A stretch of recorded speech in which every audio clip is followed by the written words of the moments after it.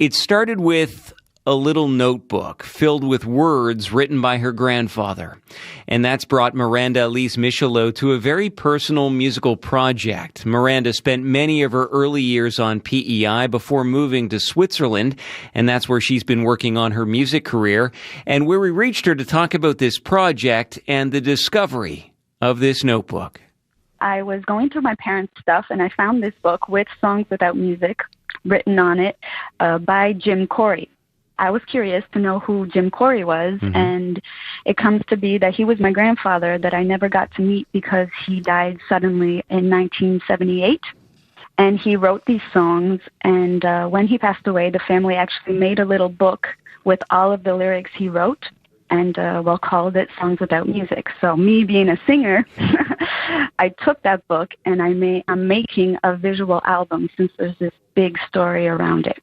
Music has been a big part of your family, right, Miranda? Can you talk a bit about that? Yes, my mother was actually, she played uncountable instruments. She sang as well. Since my mother passed away when I was 19, I never got to meet my grandfather. It was just this big history that I just felt the need that I need to put that in music, since music is so important to me in my life. Now, how did you come to live in Switzerland, which is where we're reaching you right now? Well, my father and my mother, they actually met here in Switzerland. She was a waitress and he was a chef in a restaurant. And, they got married here, and shortly after they moved to Canada, to the island. I was born there. We lived in Elliott Park. I went to Westwood Primary School, Elliott River. When I was 11, we moved back to Switzerland. And you touched on this, Miranda, but your mother's love of music, what can you tell us about that? She actually died of depression. Okay. So I think she was very sensitive to music, and I guess had a lot of struggle with emotions. So I think that since she played very, very well the piano, I think she had a way of expressing herself through the music. And since, we've been around music since we were babies, because I have two sisters also, I think that's how I feel music as well. It's very emotional. I really feel it deep in my bones when I'm creating, or when I hear piano or violin. A lot of sad notes, I'd say, touch me the most. But yes, my mother was very sensitive to music, and I think she gave that to us as well. And we're going to hear one of your songs in a moment, Miranda.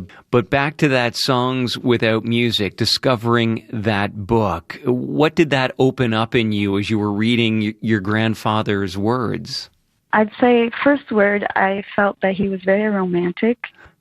In the beginning, I actually was just interested. I kept the book with me, and I was just reading it, and I thought it was a cool souvenir, let's say, from someone that I never got to meet, but who was part of the family. And going to Paris, something really weird happened, is that I took the book with me without really knowing why I was taking it with me, because I didn't know that I was going to make this album. It was only going to the school in Paris. One day I picked up the book, and I just had all these ideas came flowing in my head, and I was like, I could make an album with this. It's actually called Songs Without Music. I do music. So the book just inspired me spiritually.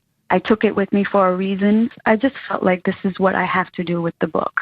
What was it like putting music to these songs without music, to your grandfather's words?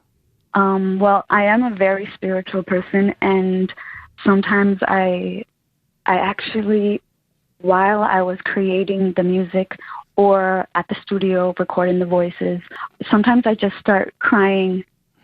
And again, I don't know why these kind of things happen.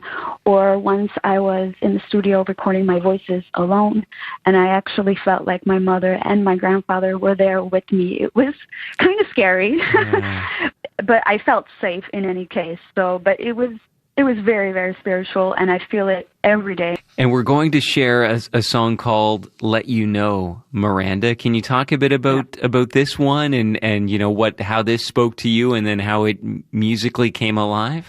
It's all about how us humans, we tend to hide behind who we really are in life, scared that other people will not like or appreciate who we really are. So we just play roles, and sometimes we could be fake. Like nowadays on social media, we're hiding even more behind all of these truths, I guess, about ourselves. When I read the lyrics, Let You Know spoke to me because I think that being in music, you always have to be confident, even if you're not confident. If you're going on stage, well, you can't show that you're stressed out, but you are. So it just really spoke to me in that way of not letting people really know what is really happening, because people are obviously going to judge us. We're going to share that right now. Miranda, thank you so much for joining us, and I wish you the best of luck on this project. Thank you. Thank you so much.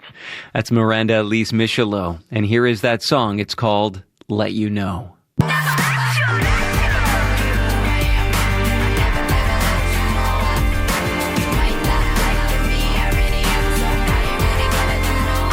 I'll never let you know.